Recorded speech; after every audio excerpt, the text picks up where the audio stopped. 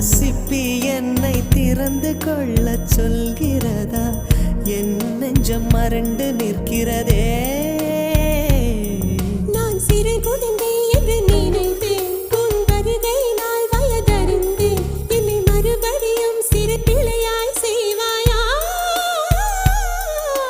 கட்டிலிடும் வயதில் தொட்டிலிட சொன்னால் சரியா சரியா? கட்டிலிடும் வயதில் தொட்டிலிட சொன்னால் சரியா சரியா?